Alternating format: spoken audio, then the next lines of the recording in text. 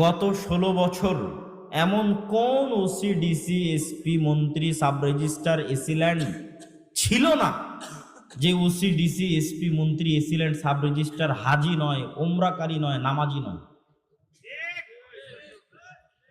তাহাজ্জুদ গুজার খুনি এমপি ছিল?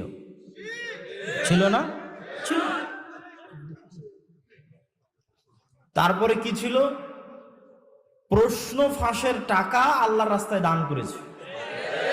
এরকম দায়িত্বশীল ছিল না? ছিল না? ছিল। তাহলে আমরা আলেম ওলামা মানুষকে বুঝাতে পারিনি যে ইসলাম কি। সে মনে করেছে সে প্রশ্ন ফাঁসের টাকা আল্লাহ রাস্তায় দান করে দিবে, তার মাফ হয়ে যাবে। নাউজুবিল্লাহ মিন যালিক। অথচ সে ওই যে দায়িত্বে ছিল, ওই দায়িত্বের সাথে খেয়ানত করেছে। তার দায়িত্ব ছিল এটির আমানতকে রক্ষা করা, খেয়ানত করেছে। ওসিল্যান্ড, এসপি, এসি, মন্ত্রী সব নিজ নিজ দায়িত্বের সাথে খেয়ানত করতেছে, 24 ঘন্টা খেয়ানত করতেছে। তাহলে তারা প্রশ্ন হবে, তাহলে তারা কেন সালাত আদায় করে, কেন তাহাজ্জুদের সালাত আদায় করে, কেন আল্লাহর রাস্তায় দান করে? তারা এই প্রত্যেক সালাত দিয়ে, প্রত্যেকটা আল্লাহর রাস্তায় দান দিয়ে তাদের মুনাফিকিকে ঢাকতে চায়। তারা মুনাফিক, খাঁটি মুনাফিক।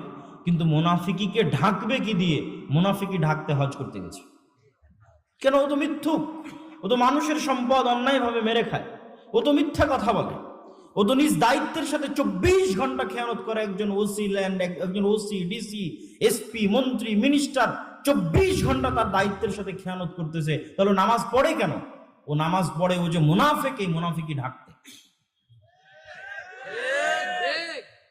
আমল দিয়ে মুনাফিকি ঢাকতে চায়। সম্মানিত উপস্থিতি, এই সমস্ত মুনাফিক মুসলিমদের আল্লাহ সুবহানাহু ওয়া তাআলা কখনো দেশ, জাতি, রাষ্ট্রের দায়িত্ব দিবেন না। শুধু কি স্বাভাবিক সাধারণ মুসলমান, আলেম ওলামাদের মধ্যেও সবচেয়ে বড় কমতি আছে, আমাদের মধ্যেও সবচেয়ে বড় কমতি আছে ন্যায়পরায়ণতায়।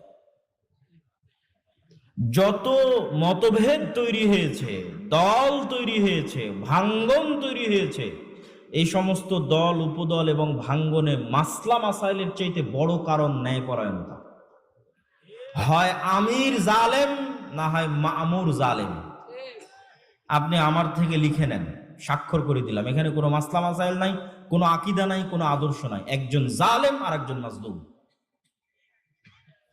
যে নেতা, সে ন্যায়পরায়ণতার সাথে নেতৃত্ব দিতে পারেনি।